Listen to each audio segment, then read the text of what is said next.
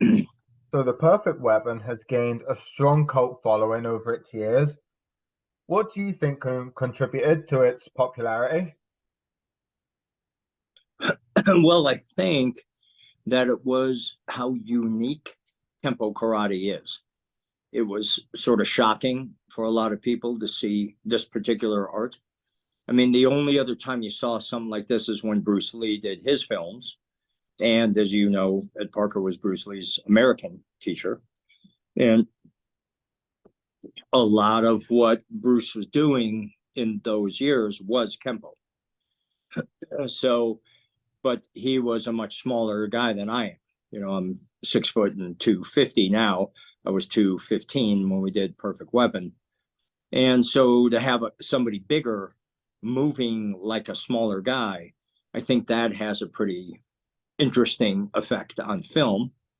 But I really think it was the uniqueness of the art of Kempo. When you see it move, it's a very exciting and it's a very practical. And as you pointed out, it's very brutal. It really is. But I think that's what, and if you're a movie person, if you love movies, the fact that Paramount would do a martial art movie, they don't do those movies. When this first came out and was first announced that Paramount Pictures is doing a karate movie, nobody believed it. It was ridiculous. And so when it came out, of course, it got a lot of attention just because it was Paramount doing it. Um, but I really think it was the explosive nature of the art of Kempo that made it so successful.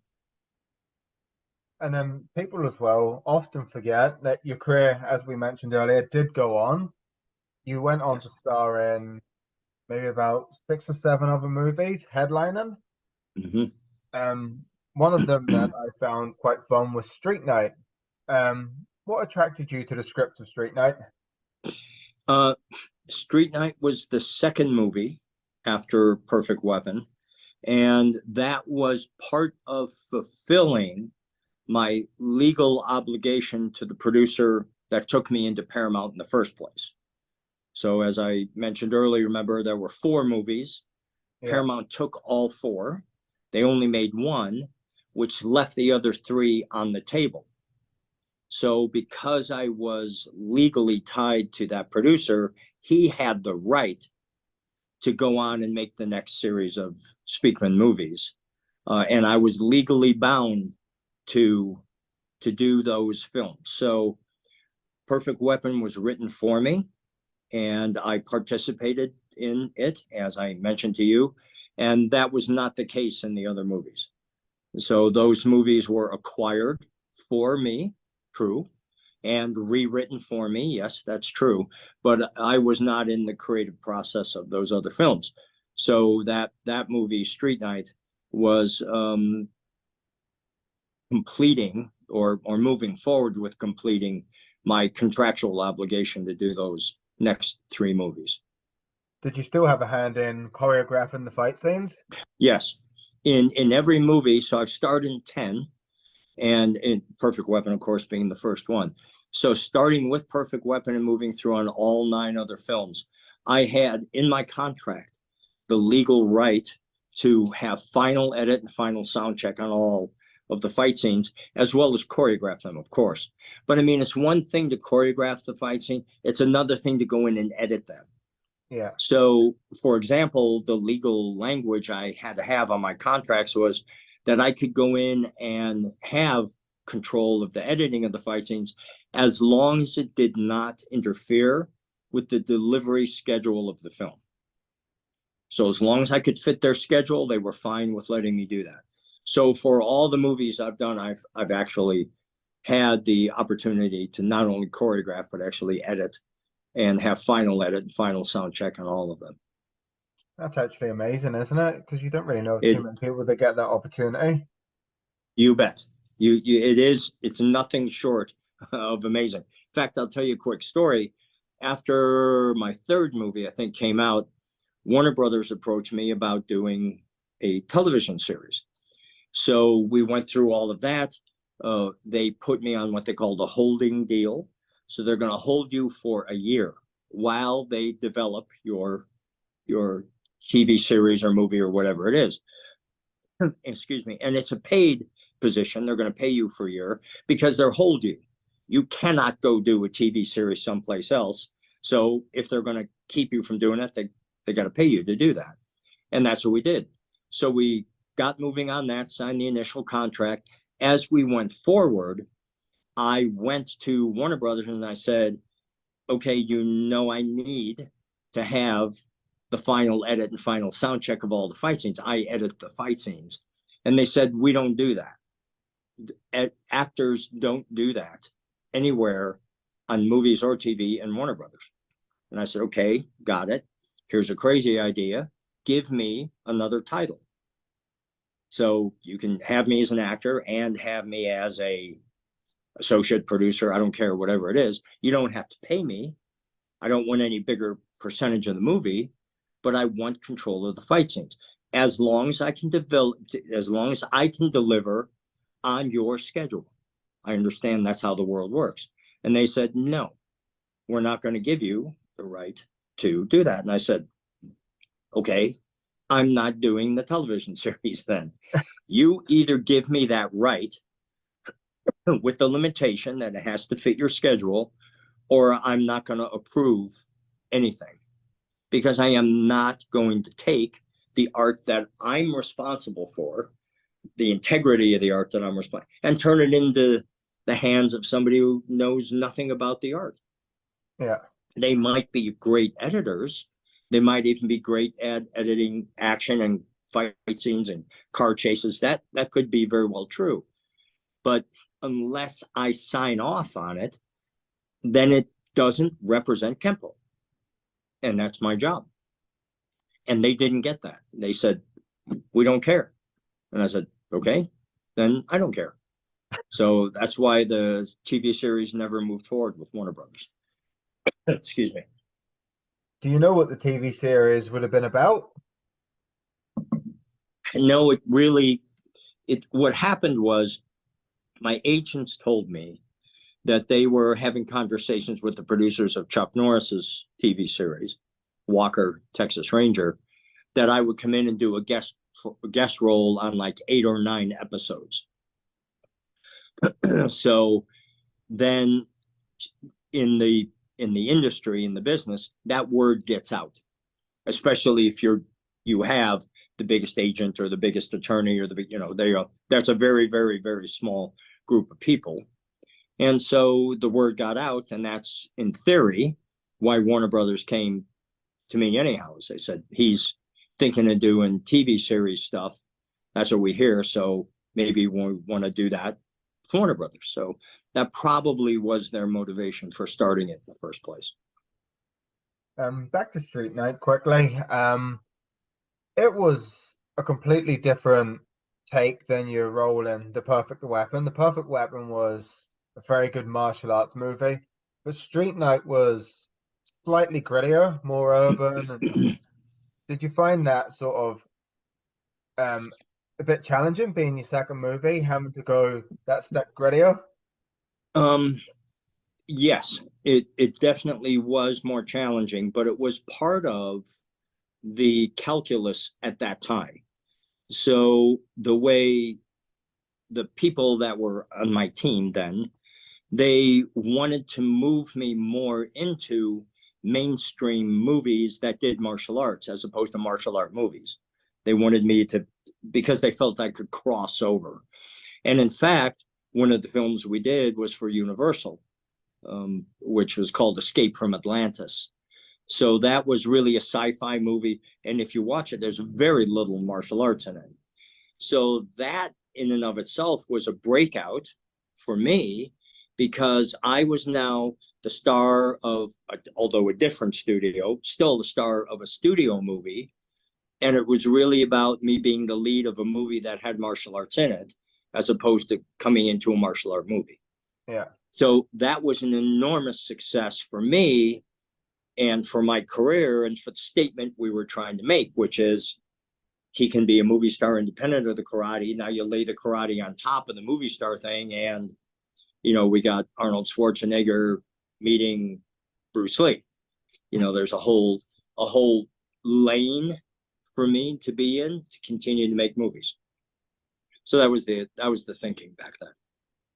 And as an actor and martial artist, how do you approach portraying like the physicality and like authenticity of like a fight scene while also maintaining the safety of everyone around you, but then also making it look realistic? Because I'm sure back then compared to now, everything was different when it came to filming a fight scene. Everything, everything was different. Yeah, it's the thing you just described is really threading the eye of the needle because I'm moving way too fast. If I hit somebody, it would be really dangerous. If I hit him in the wrong place, like in the face and the nose and the neck, in the knee and the whatever, you can make some contact in the body and under the clothing. They have pads and things. So you can make some pretty solid contact there. And the reverse too. I got knocked around quite a bit doing my fight scenes. But as long as you're careful and that you're accurate, you can move what we would call street speed, full speed. And as long as they react at the right time of the intended hit, it will, and then you put a sound effect in and it looks like you're hitting when you're really not. But another sidebar, interesting movie thing there was the stunt coordinator and second unit director of all of my movies is a guy named Rick Avery, who's one of the biggest stunt coordinators in the history of the movie business, who happens to be a 7th-degree black belt in Kempo. And he was very close to Mr. Parker. So it was really great because he knew what I was going to be doing. So he would know what stuntmen to bring in to do this technique or that technique. And so it was amazing to be able to work with the guy running the stunt crew who happens to be a Kempo guy. So that made it so much easier. But in the movie business, it's very, very, you just never, not only from one movie to the next is it different, but in the same movie. I did one of my films called The Expert, and 2/3 of the way through that movie, the director got fired. Now, you fire a director in the middle of filming a movie, that's a big deal because there's not only all the reasons you can see that you fired him, but after he's gone, there's all these other things that come up that you didn't see, which would have been why you fired him, again. So when you fire a director and the new director steps in, then every day it's another problem that nobody saw coming. And you learn very quickly what it's like to create solutions on the fly. You're walking around with some guy with a camera on him going, okay, what are we going to shoot next? That's ridiculous, right? You don't even have a script you're working from.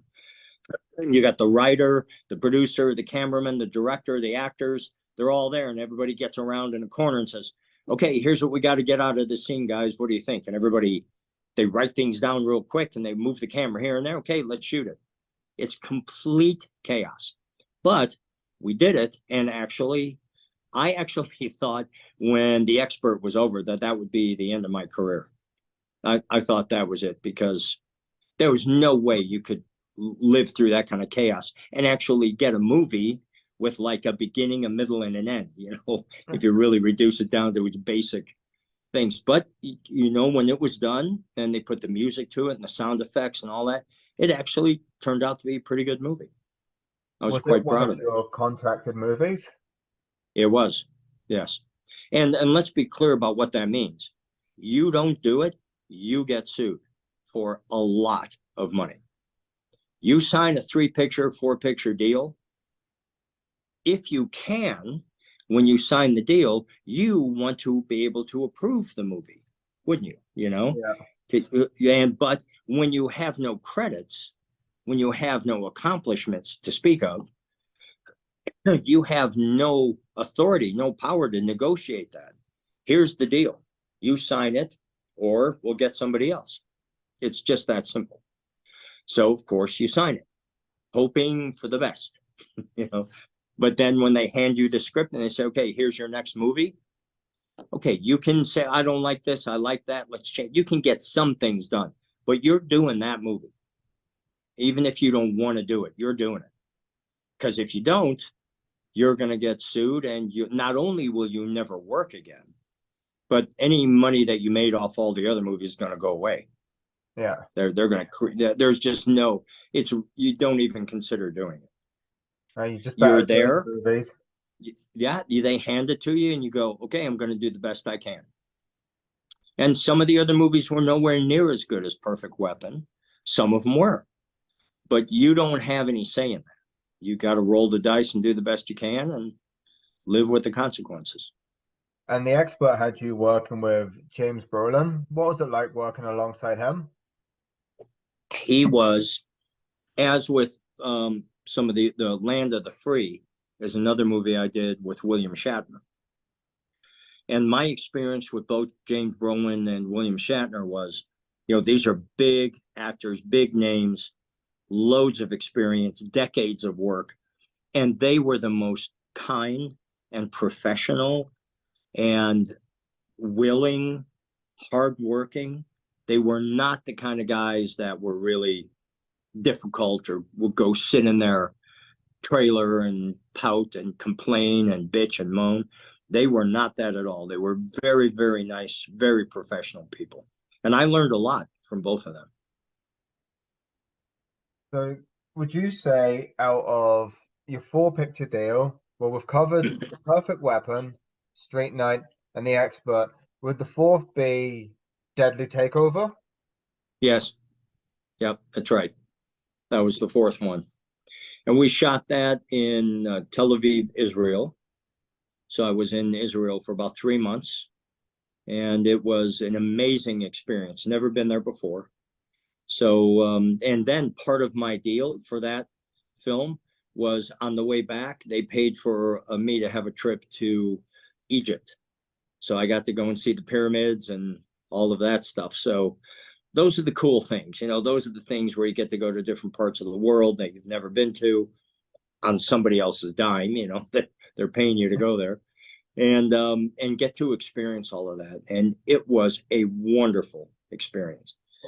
I went to the Dead Sea every weekend, and I just really enjoyed it. Just looking at human history from back in those days. You're walking on the very same walkways, pathways that Jesus walked on when he was crucified. I mean, it was so powerful to be there. And I am a person who loves history. I love human history, what we've done, good and bad, to ourselves on the planet. So every time I would go there or to Greece or other famous places around the Mediterranean, I always got a thrill out of that. And what was it like shooting Deadly Takeover? Because if you were to watch it now, you would almost compare it to it's like Jeff Speakman's mini Die Hard movie. Yeah, right. That's exactly what it was a takeoff of. Yeah, that's right. It was, it was wonderful. I have many of the films. So out of the 10 films that I did, probably two of them were fun. The rest of them were no fun. They were very difficult, especially Perfect Weapon, as great as that was. And that was the first one, and that was the beginning, and we had all that money, and it was Paramount. All those things are great. There was still so much turmoil in that production, which is why Paramount wasn't getting along with the producer, and they were fighting back and forth. They're on the set every day, and there's this and that going on, just disrupting the entire process. And just because people don't want to work with each other, you got to relax. You want to do a movie? Well, you'd better get ready to cooperate, and you better be ready to compromise, because that's what movie making is. There's 20 people on they're the heads of their departments, and they all have a voice. And you want to have a successful movie, you'd better shut up and listen when it's time to shut up and listen, and get along with everybody and work for a common goal. I learned a lot about that when I was doing movies, and I have brought that experience forward into my martial art group, which I've mentioned is, you know, as big as we are around the world, because I really learned those skills of how to work together and work to build a common goal of something. And that is exactly what we have accomplished in this Kempo 5.0 family. We call ourselves the 5.0 family because after I went through stage 4 throat cancer in 2013, I came out of that. I lost 80 pounds. That's 80. And I looked like I was about to die from cancer because I was. And when I came out of that, we all collectively as a group knew that we could lose any one of us at any time. So instead of letting petty ego things get in the way, why don't we work together? Why don't we create something amazing, something you could really be proud of, and that you help co-create? I mean, we're in 21 countries now, and every single country leader feels and is a part of the process we went through to build what we have. And this isn't me with all my students underneath me. It's all of us together, standing together to build something that we really believe in. That's amazing. You caught me off guard there with the cancer diagnosis. Jesus, how did you even cope with that? Like, that must have been probably the hardest time in your life. I'm guessing it was. Oh, without a doubt, it was. By the time I was diagnosed, it had already gone to stage 4. And as you probably know, stage 5, you're dead. Yeah. So I had to go through the process as quickly as possible. I went to a place called City of Hope in California, one of the top cancer hospitals in the world. And I started by going to the head of a robotic surgery, and she looked at me and said, if you choose surgery for this, you're going to have to sign a contract that would allow me to take your voice box if I thought it was necessary. Otherwise, we can't do the surgery. And I said, okay, what are the chances that you think you're going to have to take my voice box given what you have seen so far? And she said, that's very close to 100%.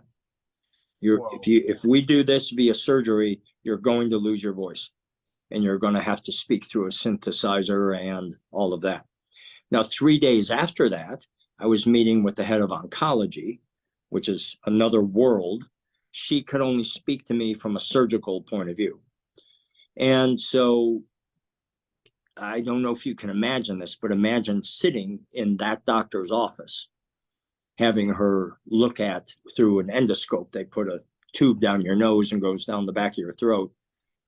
And right there, she turned to me and told me everything I just told you. And it's such a shock. You can't imagine it. So she said, in 3 days, you're meeting with the head of oncology. They may have something different, but you need to understand that this is where you're at. And I immediately even said to her, if that is my choice, I'm just going to take my own life. I'm going to end my own life now. I'm not going to live out. I was 55 then. I'm 65 now. So I wasn't going to live the rest of my life without my voice. I mean, I don't get the point of that. So for 3 days, I was preparing myself to commit suicide. And I started making what they call the list. And that's the list of people you're going to call. And you're going to thank them for being an important, positive place in your life and to say goodbye. And so I'm making the list. And 3 days later, I go see the head of oncology, and he looks at me and goes, we got the cure for this. He said, we have an 85%. Now, he didn't say survival. He said cure rate. He said, we have an 85% cure rate, and these are including people in their 80s and 90s. You're 55, you're in the top 1% of physical health. You're going to make it, and you're going to be fine. And so now drink that in for a minute. You got 3 days where you're preparing to take your own life. And then you go back, and this guy says, don't worry, we got this. That emotional roller coaster is almost impossible to describe in any language. Words just come too shallow and too short to be able to share the depth of that emotional trauma, to be at the very low and then to be told you're going to be okay. I mean, when he told me that,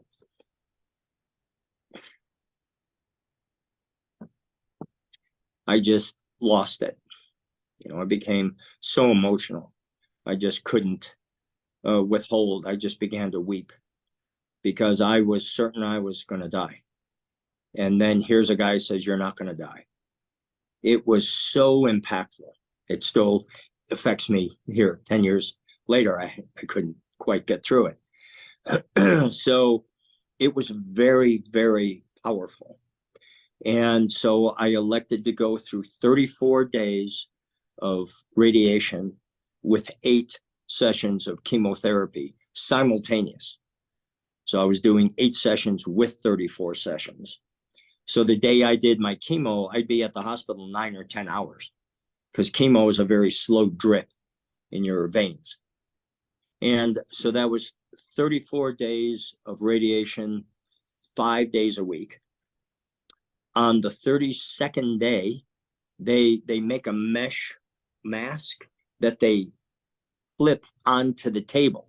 So you're held onto the table as it goes into the radiation machine. And on the 32nd day, the radiation poisoning was creating what would be effectively a sunburn. And when your skin peels off from a sunburn, but that's what was going on inside my throat. And so a flap of skin flipped over and covered my airway. And I couldn't breathe. So I would exhale and it would blow it out of the way. But then when I would go to inhale, it would suck it back down again.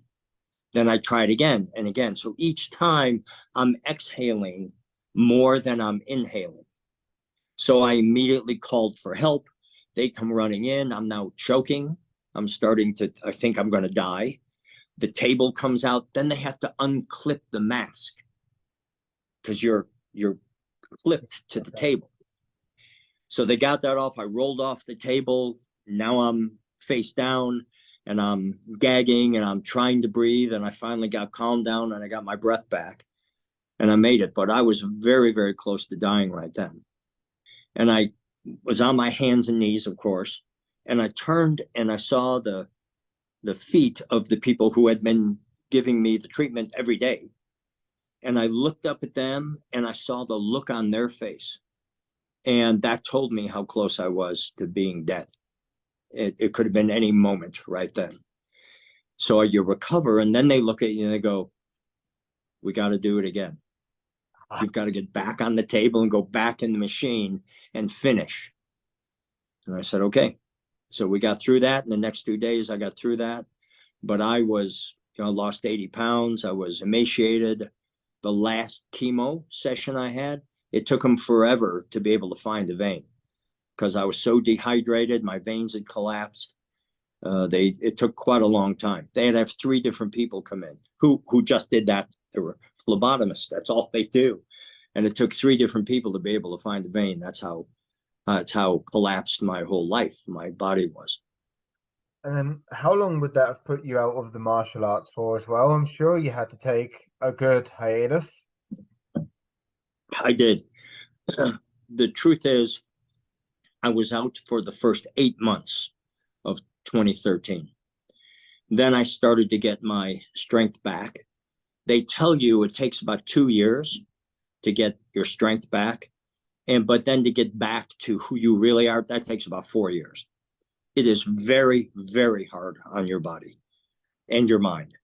But I made it back. I started going back to the weight room again. And I had the strength of like a 12-year-old kid. There was no gas left in the tank.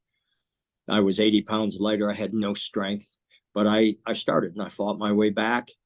And it was the overwhelming love and affection of my Kempo 5-0 family. They came to my side. People came from out of the country just to stand next to me.